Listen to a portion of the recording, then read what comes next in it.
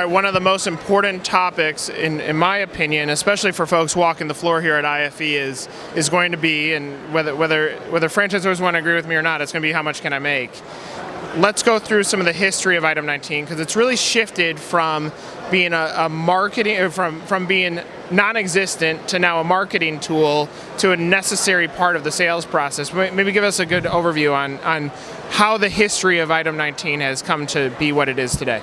All right. Well, Item 19 is the section of the FDD that includes what are called earnings claims, or in these days, financial performance representations. And it is the one place where the franchisors have the most amount of latitude in terms of answering questions. You don't have to have an Item 19, but from my perspective, I don't know how people can sell franchises legally without it. And as you're right, historically, it was not used by many franchisors, and if it was mostly very large franchisors.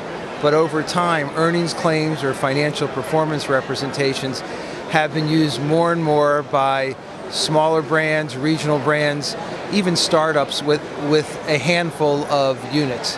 And it allows the prospective franchisee to at least see some financial numbers presented in a way that is accurate and that they can start doing their due diligence.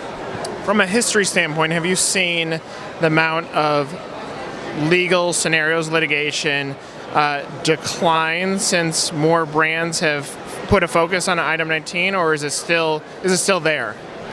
There's still litigation over earnings claims and financial performance representations, but it does seem counterintuitive that if you have an Item 19 financial performance representation, you're less likely to have a lawsuit as a franchisor, or less likely to lose a lawsuit, because if you have something in writing in your FDD, the prospect is more likely to say, yes, I saw that, and not that some rogue salesperson told me that I was going to make millions of dollars. And so it does cut down on some of the crazy claims. But the other thing that's good about it is that there's a lot of flexibility, that you can do an Item 19 that is just gross revenue. You can do one that is profits. You can do one that is the number of haircuts in your salon. You can do things based on the average revenue per seat in a restaurant.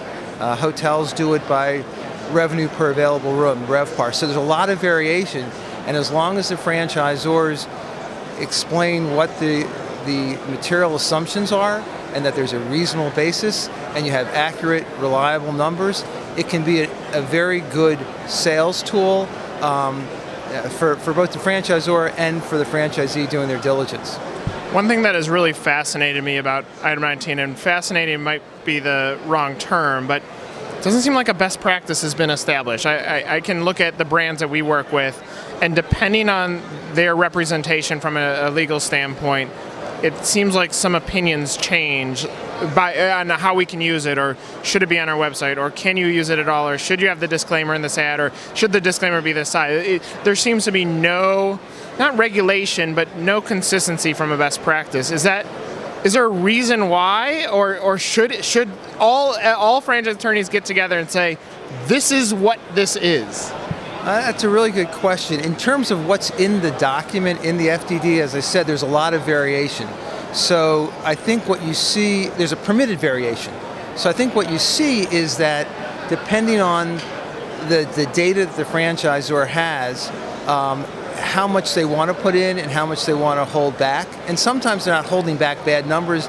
They may be holding back numbers they don't have a really good data for. And so they have to explain that. When it comes to issues like advertising, the rules are a little bit different from state agencies that regulate franchising to the FTC, which regulates advertising. So you may get differing ads and promotional material based on where the ad is. So for example, if something is in a local media, it may be subject to regulations of a particular state. If it's in national media, in most cases, it's exempt from some of those regulations, so there's a little bit more flexibility. I think best practices is kind of your internal review. Is it accurate? Is it described properly?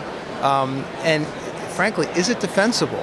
And looking, you have to look at it from the other side. If I tell my clients, is it representative of your system? And if someone were to see that, you're not promising what you're going to make, but is it something they could say, this is representative, and give them the tools to then go talk to existing franchisees, which they have those names, and ask further questions. I think one of the challenges that I think people have is saying, oh, this is it. This is the number, and I'll make this. And really, all of the FDD and the item 19 should be a starting point for a prospective franchisee's evaluation. That's it. And I've said this a million times that no matter what that average volume says, if I'm not looking at that brand and saying I could crush that number, then I should not be buying a brand. Because average, if you're going into a business and thinking that you're going to be average, why are you becoming a franchisee? That's absolutely right. And there have been some changes, not to the rule itself, but to the interpretation of item 19. The North American Securities Administrators Association, it's a long name. Those are the franchise examiners. They've come out with commentary which will be in place or in effect as of next year for most franchisors, and it will require some more detail, some not just averages, but mean and median, high and low, some restrictions on what you can do if you only have franchisee units, or only have franchise company-owned units, or how you can, whether you're allowed to mix information or not. So there's been some more commentary to help make it more understandable for prospective franchisees, and maybe be a little bit more uniform. That's great. We really appreciate the feedback. We appreciate the insights. The legal issue will be coming out on 1851 in August. Again, thanks for the support. Thank you.